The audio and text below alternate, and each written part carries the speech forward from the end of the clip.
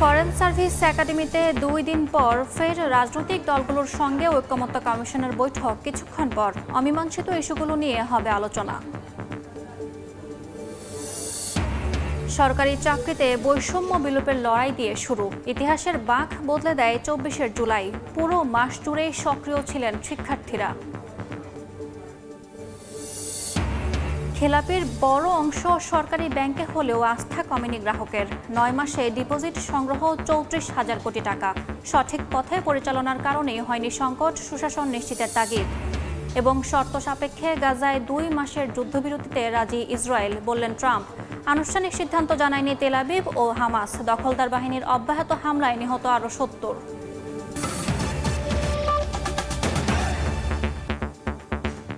সময় সংবাদের সঙ্গে আছি আমি ইয়াসমিন অনন্যা।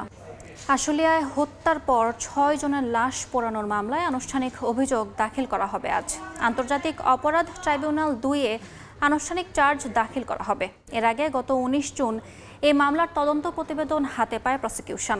আনুষ্ঠানিক অভিযোগে সাবেক এমপি সাইফুল ইসলাম সহ 16 জনকে অভিযুক্ত করা হয়েছে। এদিন সকালে এই মামলায় গ্রেফতার পুলিশ কর্মকর্তা আবদুল্লাহ হিল কাফি, শাহিদুল ইসলাম সহ 7 জনকে হাজির করা হয় ট্রাইব্যুনালে। গত বছরের 5 আগস্ট সাভারের আশুলিয়ায় পুলিশের গুলিতে প্রাণ হারান 5 জন। একজন গুরুতর আহত হন। পরে 5 জনের লাশ এবং আহত একজনকে পুলিশ ভ্যানে তুলে পেট্রোল ঢেলে আগুন দিয়ে পুড়িয়ে ফেলা হয়।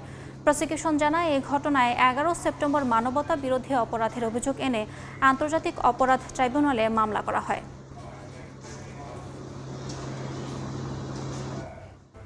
আশুলিয়ায় হত্যার পর 6 লাশ পোড়ানোর মামলায় আনুষ্ঠানিক অভিযোগ দাখিল করা হবে আজ। এই মুহূর্তে আন্তর্জাতিক অপরাধ ট্রাইব্যুনালে আছেন আফজাল হোসেন। সরাসরি যাচ্ছি তার কাছে। 5 আগস্ট শেখ হাসিনার পতনের দিন ঢাকার অদূরে, রাজধানীর অদূরে সাভারের আশুলিয়া ঠিক থানার সামনে 5 জনকে গুলি করে হত্যা করা হয় এবং একজনকে গুলিবিদ্ধ হয়ে তিনি আহত হন। পরে দেখা যায় যে এই 6 জনকেই একটি প্রিজন ভ্যানে তুলে পুলিশ পাশের একটি বাইক থেকে পেট্রোল নিয়ে এসে পেট্রোল ঢেলে আগুন দিয়ে পুড়িয়ে ফেলা হয়। এই আলোচিত এই মামলার আজকে আনুষ্ঠানিক অভিযোগ ট্রাইব্যুনালের প্রসিকিউশন আন্তর্জাতিক অপরাধ ট্রাইব্যুনাল 2-এ দাখিল করা হবে বলে জানিয়েছেন। এই মামলার সংশ্লিষ্ট যিনি প্রসিকিউটর ফারুক আহমেদ সেই বিষয়টি আমাদেরকে জানিয়েছেন।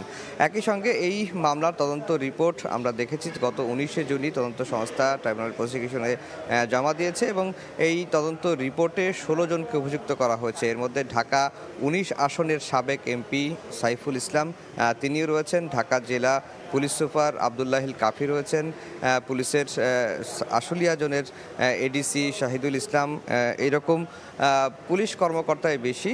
পাশাপাশি আওয়ামী লীগের কয়েকজন নেতাও রয়েছেন এই মামলায় যাকে অভিযুক্ত করা হয়েছে। তাদের বিরুদ্ধে অভিযোগ হচ্ছে যে ছাত্র জনতার উপর নির্বিচারে গুলিবর্ষণ করে 5 জনকে হত্যা এবং একজন আহত অবস্থায় তাকে মোট 6 জনকে প্রিজন ভ্যানে তুলে লাশ পুড়িয়ে দিয়ে আলামত নষ্ট করা এবং হত্যার যে মানবতা বিরোধী অপরাধ সেই অপরাধের অভিযোগ কিন্তু তাদের বিরুদ্ধে আনা হয়েছে। এই মামলায় মোট 16 জনকে অভিযুক্ত করা হয়েছে। 16 জনের মধ্যে 8 জন কারাগারে রয়েছেন।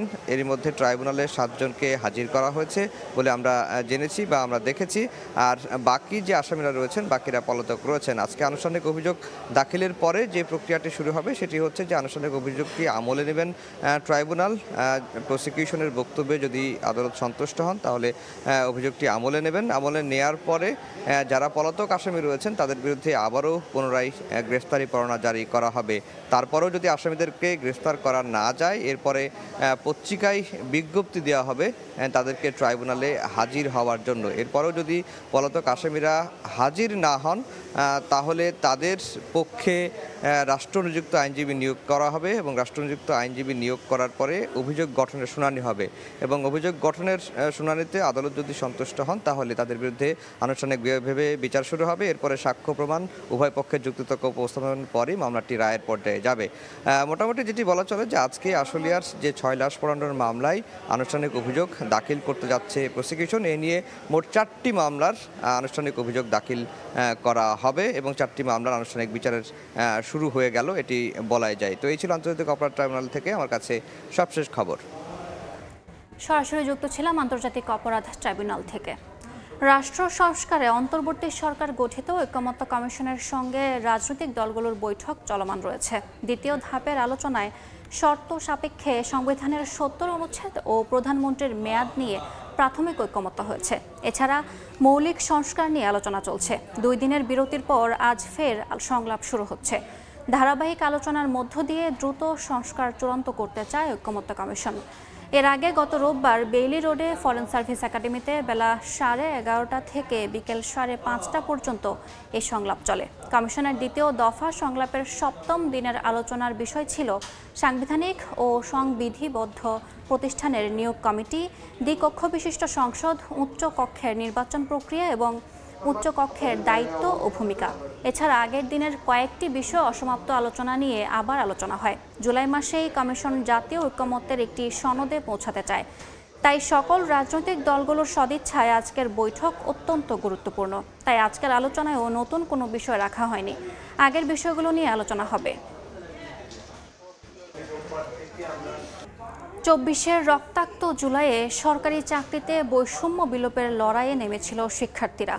পুরো জুলাই মাস জুড়ে মাঠে সক্রিয় ছিলেন তারা। জেনে আসবো জুলাইয়ের এই দিনের ঘটনা প্রবাহ। মাইমুনা হায়দার চৌধুরীর প্রতিবেদন। পূর্ব ঘোষণা অনুযায়ী ২রা জুলাই বৈষম্য বিরোধী ছাত্র আন্দোলনের ব্যানারে সংগঠিত হতে থাকেন শিক্ষার্থীরা। আষাঢ়ের ভর দুপুর ঢাকা বিশ্ববিদ্যালয় কেন্দ্রীয় গ্রন্থাগারের সামনে থেকে মিছিল নিয়ে শিক্ষার্থীরা এগোতে থাকেন নীলক্ষেতের দিকে। চোখে মুখে অধিকার আদায়ের শপথ আর কণ্ঠে দীপ্ত স্লোগান। বৃষ্টি উপেক্ষা করে নীলক্ষেত, সায়েন্স ল্যাব ও বাটা সিগন্যাল মোড় ঘুরে শাহবাগে গিয়ে থামে মিছিলটি। এরপর দাবি আদায়ে শাহবাগ মোড় অবরোধ করেন তারা। ঘণ্টাব্যাপী পালিত হয় অবরোধ কর্মসূচি। ২রা জুলাই বিকেলে ঢাকা আরিচা মহাসড়ক অবরোধ করেন জাহাঙ্গীরনগর বিশ্ববিদ্যালয়ের শিক্ষার্থীরা। বৃষ্টি উপেক্ষা করেই দিনভরই দাবি আদায়ের লড়াইয়ে মাঠে সক্রিয় ছিলেন শিক্ষার্থীরা। মাইমুনা হায়দার চৌধুরী, সময় সংবাদ, ঢাকা। দীর্ঘ ২৩ বছর পর অনুষ্ঠিত হচ্ছে পটুয়াখালী জেলা বিএনপির সম্মেলন। এতে ভার্চুয়ালি যুক্ত হবেন দলের ভারপ্রাপ্ত চেয়ারম্যান তারেক রহমান। এ বিষয়ে বিস্তারিত জানাতে সম্মেলন স্থলে আছেন রিপোর্টার শিকদার জাবির হোসেন। সরাসরি যাচ্ছে তার কাছে। দীর্ঘ ২৩ বছর পর পটুয়াখালী জেলা বিএনপির সম্মেলন অনুষ্ঠিত হচ্ছে। এই সম্মেলন ঘিরে গোটা জেলা জুড়ে বিএনপির নেতাকর্মীদের মধ্যে উৎসাহ উদ্দীপনা বিরাজ করছে।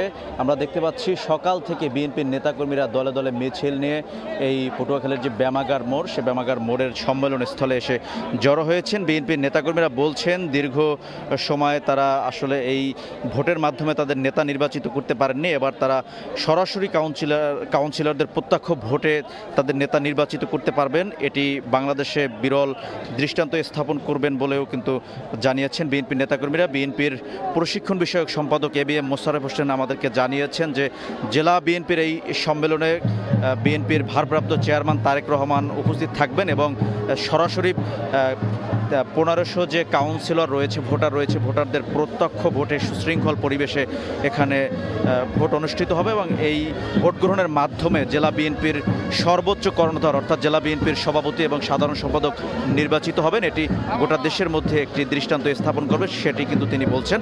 তিনি আমাদেরকে জানিয়েছেন যে বিএনপির যে আজকের এই সম্মেলন, জেলা বিএনপির এই সম্মেলনে প্রধান অতিথি হিসেবে ভারপ্রাপ্ত চেয়ারম্যান তারেক রহমান থাকবেন এবং বিশেষ অতিথি হিসেবে উপস্থিত থাকবেন বিএনপির কেন্দ্রীয় ভাইস চেয়ারম্যান আব্দুল্লাহ আউয়াল মিন্টু এবং সাবেক মন্ত্রী এবং বিএনপির ভাইস চেয়ারম্যান আলতাফ হোসেন চৌধুরী, বিএনপির প্রশিক্ষণ বিষয়ক সম্পাদক এবিএম মোশাররফ হোসেন। এখানে সভাপতিত্ব করবেন বর্তমান যে বিএনপির জেলা আহ্বায়ক আব্দুর রশিদ চুন্নু মিয়া, তিনি সভাপতিত্ব করবেন। এছাড়াও বিএনপির আজকের যে সম্মেলনে প্রার্থিতা করছেন সভাপতি, সাধারণ সম্পাদক পদে মোট ৮ জন। এই ৮ জনের মধ্যে সভাপতি পদে রয়েছেন বর্তমান যে আহ্বায়ক কমিটির সদস্য সচিব স্নেহাংশু সরকার কুট্টি এবং আলতাফ হোসেন চৌধুরীর যে অনুসারী সেখান থেকে রয়েছেন মাকসুদ আহমেদ বাইজিদ পান্না এবং সাধারণ সম্পাদক পদে রয়েছেন অ্যাডভোকেট মুজিবুর রহমান টোটন এবং এখানে রয়েছেন তৌফিক আলী খান কবির। তো আসলে বিএনপির আজকের যে সম্মেলন ঘিরে কিন্তু গোটা জেলা জুড়েই কিন্তু উৎসব হয়েছে এবং সম্মেলন কেন্দ্রে ইতিমধ্যে কিন্তু বিএনপি নেতাকর্মীরা ঢুকছেন। তো এতটুকুই ছিল পটুয়াখালী জেলা বিএনপির সম্মেলন স্থল থেকে আমার কাছে সব শেষ। সরাসরি যুক্ত ছিলাম পটুয়াখালী থেকে। রাজধানীর টিকাটুলিতে কেমিক্যাল গোডাউনের আগুন ফায়ার সার্ভিসের 7টি ইউনিটের 1.5 ঘন্টার চেষ্টায় নিয়ন্ত্রণে আসে। ভবনটিতে পর্যাপ্ত অগ্নি নির্বাপন ব্যবস্থা ছিল না বলে জানিয়েছে ফায়ার সার্ভিস। আগুনে কী পরিমাণ ক্ষয়ক্ষতি হয়েছে এখনও কিছুই জানা যায়নি। আবারও রাজধানীতে আগুনের ঘটনা। বুধবার ভোরে পুরান ঢাকার হাটখোলা রোডে মামুন প্লাজার 3য় তলায় কেমিক্যাল গোডাউনে আগুনের সূত্রপাত। 12 তলা ভবনটি 3য় তলা পর্যন্ত কেমিক্যাল গোডাউন আর বাকি তলায় আবাসিক অ্যাপার্টমেন্ট। প্রত্যক্ষদর্শীরা জানান ফজরের নামাজের সময় বিল্ডিংয়ের 3 তলা থেকে ধোঁয়া দেখতে পান তারা, যা মুহূর্তেই ছড়িয়ে পড়ে। এতে আতঙ্কিত হয়ে পড়েন বাসিন্দারা। তাদের অভিযোগ, রাসায়নিক দ্রব্যের কারণে বিপজ্জনক পরিস্থিতি তৈরি হয়। আমি ফজর নামাজ পড়তে আসছি, আসার পরে দেখি যে তারের গন্ধ করার পরে একটা গুডাউন খুলছি, গুডাউনের পরে দেখা যায় ভিতরে আগুন। তো ওই আগুনগুলো যেই কৌটাগুলি ছিল, বোতলগুলি ছিল, একটা করে বাস্ট হয় আর লিকুইড হয়, আগুন দাপায় ওঠে। প্রচণ্ড রকম কেমিক্যালের যে স্মেল, সেটা দেখা যাবে যে কেউ যদি 1-1.5 মিনিট ওইখানে থাকে মাথা ঘুরে পড়ে যাওয়ার মতো অবস্থা। ফায়ার সার্ভিস ইউনিট যখন আসছেন তার থেকে 1 ঘন্টা তাদের এটা বুঝতেই সময় লাগছে যে এটা কি কেমিক্যাল না অন্য কিছু। এইটা আসলে সত্যি কথা বলতে মালিক পক্ষ বা যারাই হোক তাদের কাছে একটা মিসলিড করছেন যে এইটা একটা কাপড়ের গোডাউন। আসলে কাপড়ের এখানে কোনো অনুমোদন নাই। পরে ফায়ার সার্ভিসের 7টি ইউনিটের 1.5 ঘন্টার চেষ্টায় আগুন নিয়ন্ত্রণে আসে। ভবনটির কেমিক্যাল গোডাউনে পর্যাপ্ত অগ্নি নির্বাপন ব্যবস্থা ছিল না বলে জানায় সংস্থাটি। যেহেতু কেমিক্যালের আগুন, আমরা কিছু স্পেশালাইজড গাড়ি নিয়ে আসি। আমাদের ফায়ার এক্সটিংগুইশ করার জন্য আমরা কি মিডিয়া অ্যাপ্লাই করব, সেটার জন্য আমাদের ইনফরমেশন দরকার। যে ইনফরমেশনটা আমরা পাইনি। যারা এই কেমিক্যালের ব্যবসা করতেছেন এগুলো আমরা থরলি ভিজিট করব। যদিও আমরা আগেও ভিজিট করেছি, তাদেরকে নোটিশ দিয়েছি। আমরা এখানে পুনরায় এই কার্যক্রম চালাবো এবং আমরা সকল ব্যবসায়ীকে সতর্ক করব। কেমিক্যাল গোডাউন হওয়ার কারণে তদন্ত ছাড়া ক্ষয়ক্ষতির পরিমাণ জানানো সম্ভব নয় বলে জানিয়েছে ফায়ার সার্ভিস। আদনান তুর্য, সময় সংবাদ, ঢাকা। খানাখন্দে ভরা রাস্তা, হরহামেশায় ঘটছে দুর্ঘটনা। অভিযোগ জানানোর পরও টনক নড়ছে না কর্তৃপক্ষের। রাজধানীতে এমন সড়কের সংখ্যা কম নয়। সড়কের দুরবস্থার জন্য ওয়াসা ও রাজুক দুষছে সিটি কর্পোরেশনকে। সিফাত আল শাহরিয়ারের ক্যামেরায় শাবাব ওয়াসির রিপোর্ট।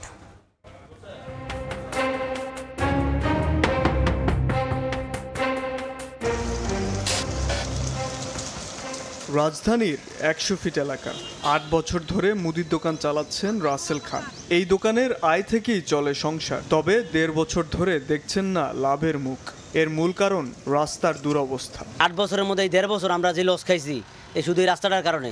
রাসেল আরও জানান, রাস্তা মেরামতের দাবিতে বিভিন্ন সময় কর্মসূচি পালন করলেও টনক নড়েনি কর্তৃপক্ষের। ফলে নিরুপায় হয়ে দোকান বিক্রি করে 100 ফিট এলাকা ছাড়ছেন অনেকেই। সিটি কর্পোরেশনটা আমরা কয়েকবার জানানো হয়েছে, প্রত্যেকটা দোকানদার গিয়ে থানার সামনে আমরা আন্দোলন করছি, একটু কাজ হয়নি। খানাখন্দে ভরা রাস্তার কারণে অতিষ্ঠ নিয়মিত যাতায়াতকারীরা। এটা 20 পড়ার মতো, প্রায় রিক্সা পরে, গাড়ি পরে, মাঝে আমিও পড়ে গেছি। রাস্তাঘাট প্রথম থেকে যেমন দেখতেছি এখন তেমনই আছে। কোনো রোগী নিয়ে এই রোড থেকে যাওয়ার মতো অবস্থা নাই। রাজধানীতে ভাঙাচোরা আরও অনেক সড়ক রয়েছে। গুলশানের লেক রোডও বেহাল।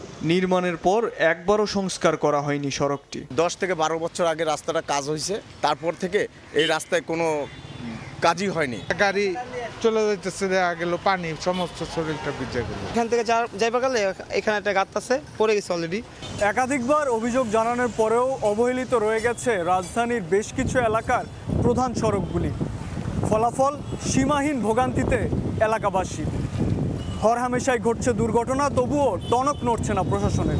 কেন বছরের পর বছর রাজধানীর অনেক সড়কের এই দুরবস্থা?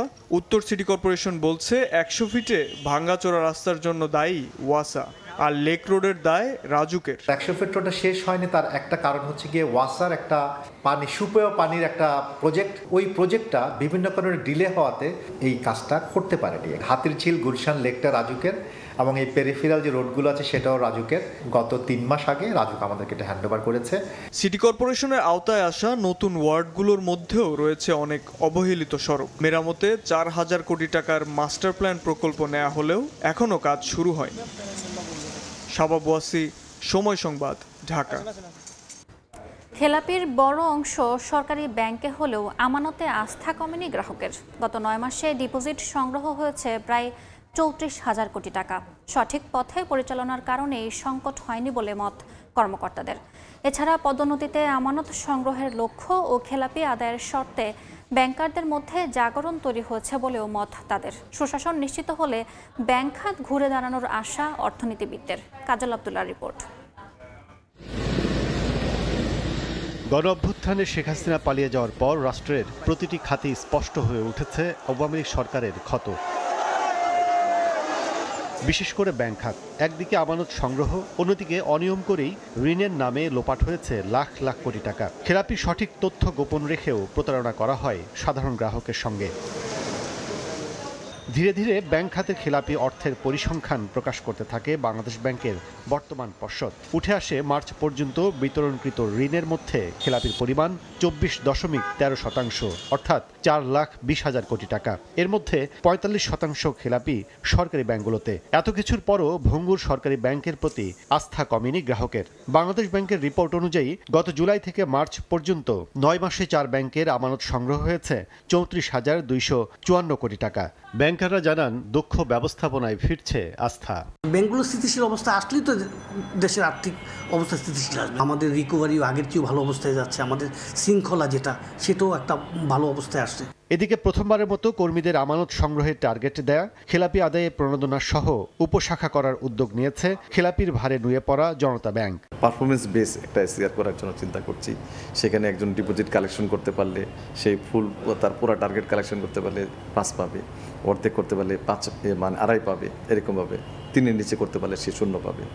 তো যে পারফর্ম করবে সে আলটিমেটলি তার এসআর এর রেটটা অনেক বেশি বেড়ে যাবে, অর্থাৎ সে পদোন্নতির ক্ষেত্রে আগে এগিয়ে যাবে। তো তার ব্যক্তিগত অ্যাচিভমেন্টের জন্য সে কিন্তু খাটতে বাধ্য এবং খাটবে।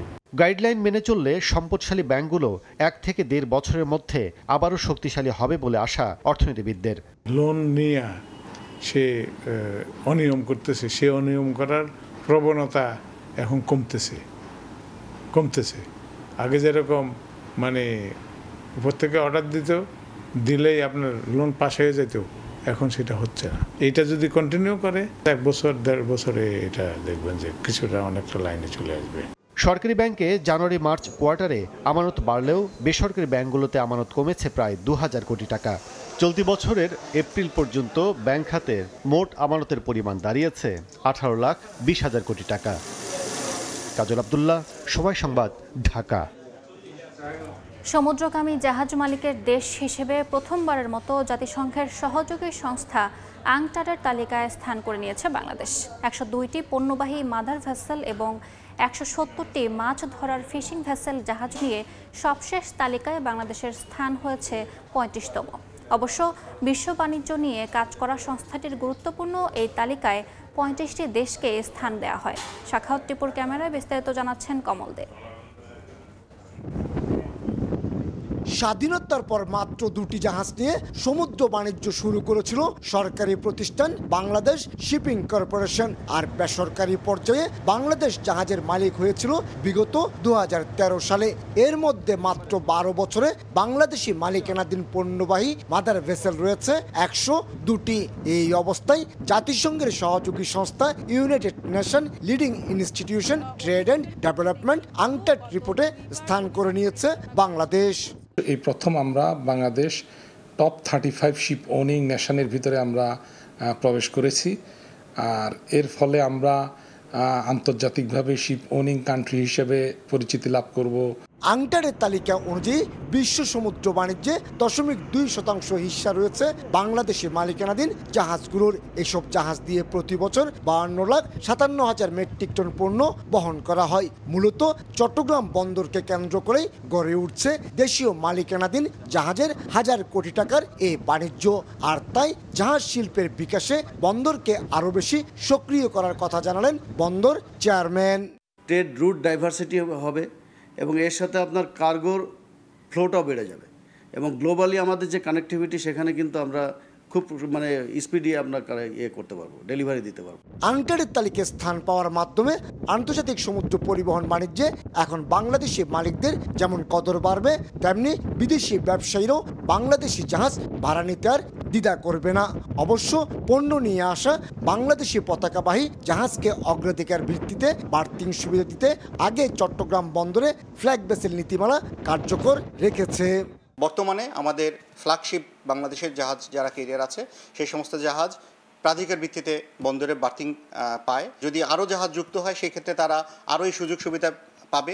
তবে বাংলাদেশি মালিকানাধীন হলো বর্তমানে 6টি জাহাজ বাংলাদেশি পতাকার পরিবর্তে বিদেশি পতাকা নিয়ে পণ্য পরিবহন করছে বলে উল্লেখ করা হয়েছে আংটারের রিপোর্টে। বিশ্ব অর্থনীতিতে সমানতালে এগিয়ে চলার পাশাপাশি আমদানি রপ্তানি বাণিজ্যে এই অঞ্চলে গুরুত্বপূর্ণ স্থান দখল করে আছে বাংলাদেশ। তার উৎকৃষ্ট উদাহরণ আংটারের রিপোর্টে জাহাজ মালিক দেশগুলোর মধ্যে এখন 35তম। সামান্য কিছু জটিলতা রয়েছে, সেগুলো কাটিয়ে উঠতে পারলে বাংলাদেশের স্থান হয়ে যাবে 20তম, এমনটি বলছেন জাহাজ ব্যবহারকারীরা। চট্টগ্রাম বন্দর থেকে কমল দে, সময় সংবাদ। সময় সংবাদে আরও থাকছে। খুলল ইতালির শ্রমবাজার, 3 বছরে প্রায় 5 লাখ বিদেশি শ্রমিক নেয়ার গ্যাজেট প্রকাশ। বাংলাদেশ সহ বিশ্বের 34টি দেশ থেকে আবেদনের সুযোগ, খুশি প্রবাসীরা। দখল আর দূষণে বেহাল দশা রাজশাহী বিভাগের অন্তত 40টি নদীর। দখলদাররা অকপটে স্বীকার করেছেন নদী পাড়ে অবৈধ স্থাপনা গড়ে তোলার কথা। তবে পানি উন্নয়ন বোর্ড বলছে দখলদারদের উচ্ছেদে অচিরেই শুরু হবে অভিযান। আর পর্যায়ক্রমে কয়েকটি নদী পুনরুজ্জীবিত করতে মন্ত্রণালয়ে প্রস্তাবনা পাঠানো হয়েছে। সাইফুর রহমান রকির রিপোর্ট। রাজশাহী বিভাগের প্রায় 40টি নদী দখল দূষণে মৃতপ্রায়। কোনো কোনো নদীর 2 পরিণত হয়েছে সরু খালে। বারনয় ও বড়াল নদীর নাম যেন ভুলতে বসেছে রাজশাহীবাসী। নগরীর কোল ঘেঁষে বয়ে যাওয়া পদ্মা নদীর পার দখল করে শত শত স্থায়ী ও অস্থায়ী দোকানপাট গড়ে উঠেছে। এছাড়া শহরের ময়লা ও দূষিত পানি খালের মাধ্যমে ছড়িয়ে পড়েছে গ্রামাঞ্চলে। নওগাঁ, বগুড়া, নাটোর ও সিরাজগঞ্জে ছোট বড় মিলিয়ে রয়েছে 34টি নদী। এসবের মধ্যে অর্ধেক নদীর গতিপ্রবাহ ঠিক থাকলেও বাকিগুলো অস্তিত্ব সংকটে। বেশিরভাগই দখল দূষণ ও নিয়মিত ড্রেজিং না করার কারণে হারিয়েছে নাব্য। কলকারখানার বর্জ্যে দূষিত হচ্ছে ভদ্রাবতী, ভাদাই, নন্দকুজা ও নারদ নদীর পানি। দূষিত পানি সব নামছে, কোম্পানির এই সেই আবর্জনা পানি। কলকারখানা করার কারণে ওই পানির লাইনগুলো এই নদীর সাথে দেওয়ার কারণে পানিগুলো দূষিত হয়ে গেছে। নদী তো নাই, জায়গা জায়গা নদী নাই, দখল যার যে সীমা চাই দখল করে নিয়েছে। অবশ্য নদী পারে অবৈধভাবে স্থাপনা গড়ে তোলার কথা স্বীকার করেছেন দখলদাররা। কর্ম করে খাই, তা আমরা বেকার ছেলে কোথায় যাব? কোনো পথ নাই, ওর জন্য করে খাচ্ছি। এজন্য সরকারের অবহেলা ও অপরিকল্পিত প্রকল্প গ্রহণকে দায়ী করেছেন বিশেষজ্ঞরা। এক বর্ষা আসলে পরেই যেটুকু খনন করেছে ওই মাটি এসে আবারও তার তলদেশে ভরাট হয়ে গেছে। তো এটা তো কোনো সরকারি জনগণের পয়সা, সেটা বিনষ্ট হয়েছে। পানি উন্নয়ন বোর্ড বলছে শীঘ্রই অবৈধ স্থাপনা উচ্ছেদের পাশাপাশি মৃতপ্রায় বিভিন্ন নদী ড্রেজিং এর মাধ্যমে পুনরুজ্জীবিত করতে কাজ শুরু হবে। যে নদীগুলো আপনার পুনরুজ্জীবিত করা প্রয়োজন, দখল মুক্ত করা প্রয়োজন, সেগুলো আমরা পর্যায়ক্রমে করবো ইনশাআল্লাহ। আমরা নদীগুলো খনন করব। নদীগুলো খনন করতে পারলে আমাদের বর্ষাকালে শুধু পানি না, আমাদের শুষ্ক মৌসুমে পর্যাপ্ত পরিমাণে পানি থাকবে। নদী দখল এবং দূষণ মুক্তকরণের লক্ষ্যে আমরা একটি প্রকল্প সাবমিট করেছি, যেটি বর্তমানে পানি সম্পদ মন্ত্রণালয়ে রয়েছে। পানি উন্নয়ন বোর্ডের তথ্য মতে রাজশাহী বিভাগের 4 জেলায় 6টি নদীর অস্তিত্ব ফিরিয়ে আনতে প্রায় 1200 কোটি টাকা ব্যয়ে একটি প্রকল্প মন্ত্রণালয়ে পাঠানো হয়েছে। সাইফুর রহমান রকি, সময় সংবাদ, রাজশাহী। চিকিৎসক ছাড়াই চলছে ক্লিনিক ও ডায়াগনস্টিক সেন্টার। নওগাঁয় আবাসিক ভবন ভাড়া নিয়ে বড় সাইনবোর্ড ও ব্যানার টাঙিয়ে যত্রতত্র গড়ে উঠেছে এমন অসংখ্য প্রতিষ্ঠান, অথচ অনেক প্রতিষ্ঠানের নেই বৈধ লাইসেন্স। স্বাস্থ্য বিভাগ জেলার 68টি প্রতিষ্ঠানকে অবৈধ হিসেবে তালিকাভুক্ত করলেও বছরের পর বছর তারাও নির্বিঘ্নে ব্যবসা চালিয়ে আসছে। চিকিৎসকরা বলছেন এসব মানহীন প্রতিষ্ঠানে প্রতিনিয়ত প্রতারণার শিকার হচ্ছেন রোগীরা। রকিবুল ইসলামের ছবিতে এমআর রকির রিপোর্ট।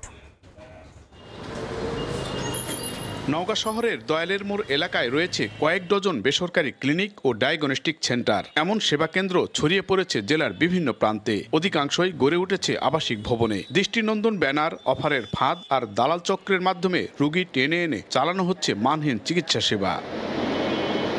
অথচ এসব প্রতিষ্ঠানের বেশিরভাগেরই নেই লাইসেন্স, এমনকি চিকিৎসক ছাড়াই চলছে ক্লিনিকের কার্যক্রম। এ কারণে নিয়মিত প্রতারণার শিকার হচ্ছেন রোগীরা। সরকারি বিধিবিধান অনুযায়ী যে সকল সরঞ্জামাদি থাকতে হবে, যে স্পেস থাকতে হবে, যে অপারেশন থিয়েটার থাকতে হবে, এগুলো নেই।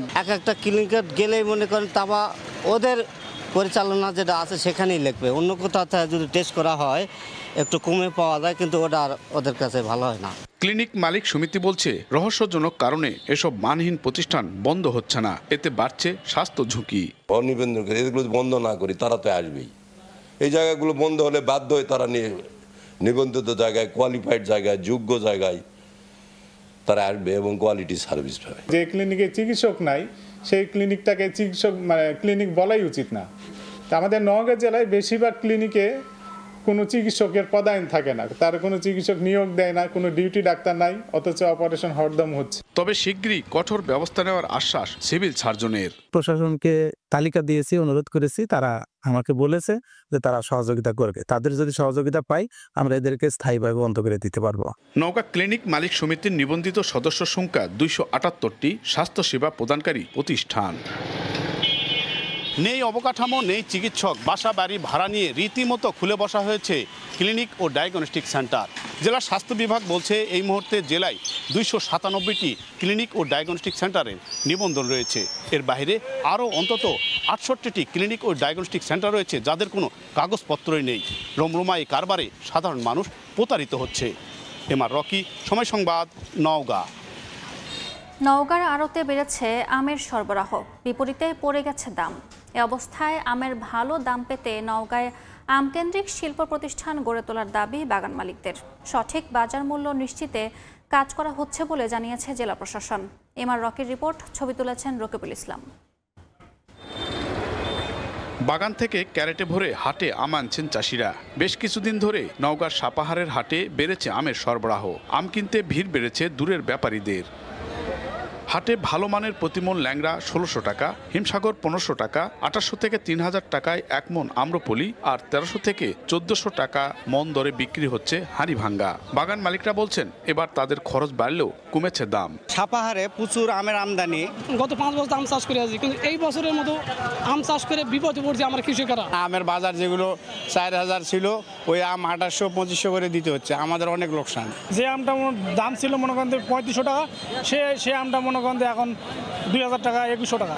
আমের টেকসই বাজার নিশ্চিত করতে এই অঞ্চলে আমকেন্দ্রিক শিল্প প্রতিষ্ঠান গড়ে তোলার দাবি ব্যবসায়ী নেতাদের। এখানে ইপিজেটের একটা যে বিষয়গুলো আছে সেখানে যদি আমাদের এখানে ওই জুসের উৎপাদনের বিষয়টাকে যদি একটু ট্রেনিংয়ের মাধ্যমে দেওয়া হতো তাহলে আমাদের এখানে এই আপৎকালীন সময়গুলো আর আসতো না, আমের সুষ্ঠু ব্যবহার হতো। বাজার মূল্য নিশ্চিতে পদক্ষেপ নেওয়া হচ্ছে বলে জানান জেলা প্রশাসক। আমাদের অঞ্চলে যে চাষি আছে, আম চাষি এবং উদ্যোক্তা, তাদেরকে আমরা প্রশিক্ষণের ব্যবস্থা করব। আমরা আশা করি এটা যদি আমরা সফলভাবে শেষ করতে পারি তাহলে নিশ্চিতভাবে আমাদের এই অঞ্চলের যে ফলের যে একটা ব্র্যান্ডিংয়ের কথা আমরা চিন্তা করছি সেটি আমাদের বাংলাদেশে ছড়িয়ে যাবে, আস্তে আস্তে এটা বিদেশেও ছড়িয়ে যাবে। বাগান মালিকদের দাবি চলতি বছর 500 মেট্রিক টন আম রপ্তানির ক্রয়াদেশ পেয়েছেন তারা। আম্রপলি, নাগফজলি, বাড়িফোর, ব্যানানা, ক্যাটিমন এমন অন্তত 23 পদে আমে ভরপুর সাপাহারের এই হাট। স্থানীয় কৃষি বিভাগ বলছে চলতি মৌসুমে 3,90,000 মেট্রিক টন আম উৎপাদনের লক্ষ্যমাত্রা ধরা হয়েছে, যার বাজার মূল্য প্রায় 4000 কোটি টাকা। নওগাঁ সাপাহার আমের হাট থেকে এমআর রকি, সময় সংবাদ। আগামী 3 বছরে প্রায় 5 লাখ বিদেশি শ্রমিক নেবে ইতালি। বাংলাদেশ সহ বিশ্বের 34টি দেশ থেকে 2026 থেকে 2028 সালে স্থায়ী ও অস্থায়ী পদ্ধতিতে শ্রমিক নেয়ার রোডম্যাপের গেজেট প্রকাশ করেছে দেশটির সরকার। এতে খুশি প্রবাসী বাংলাদেশিরা। মাকসুদ রহমানের তথ্য ও চিত্রের রিপোর্ট।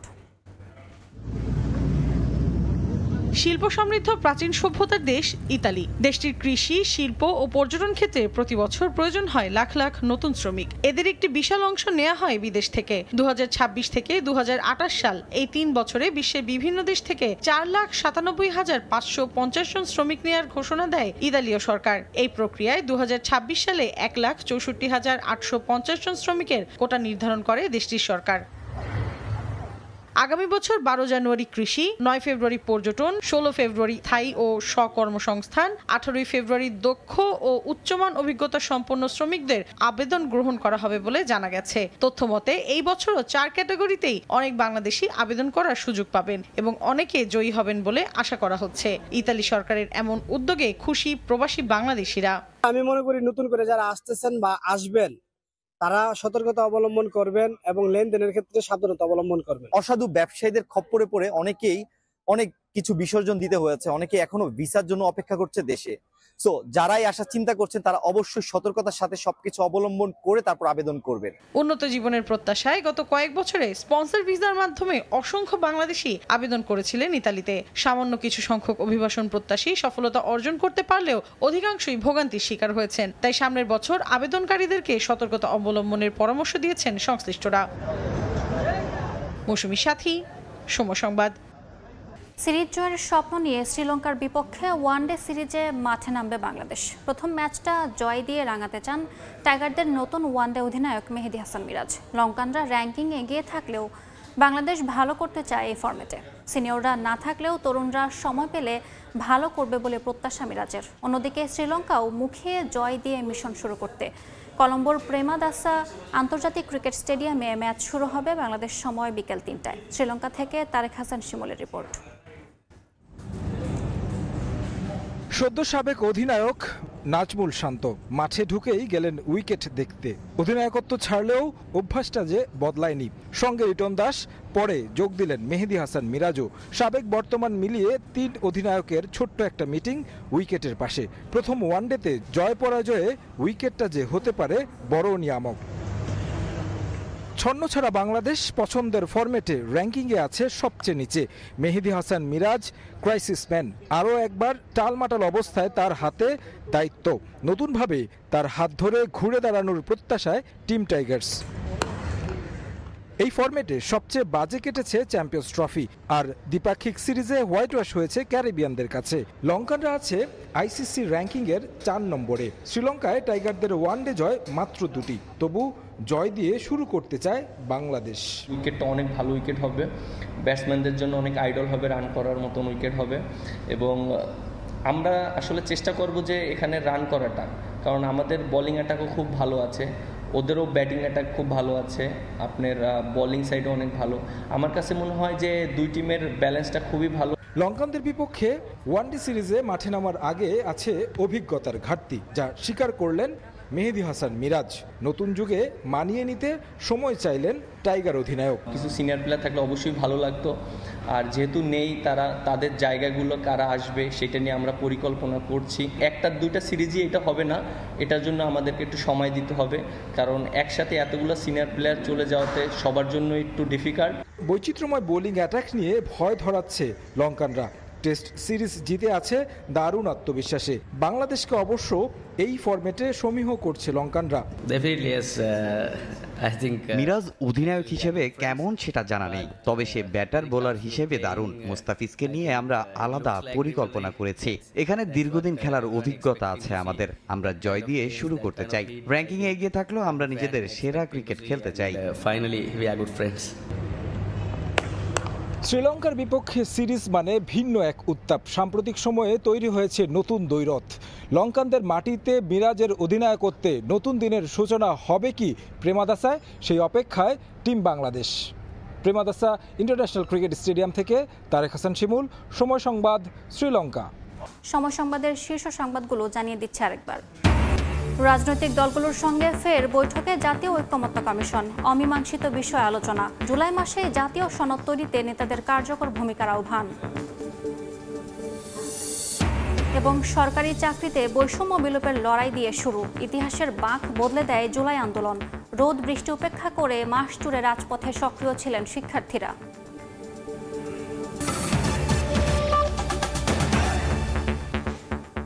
এই ছিল সময় সংবাদে, সঙ্গে থাকুন সময়ের।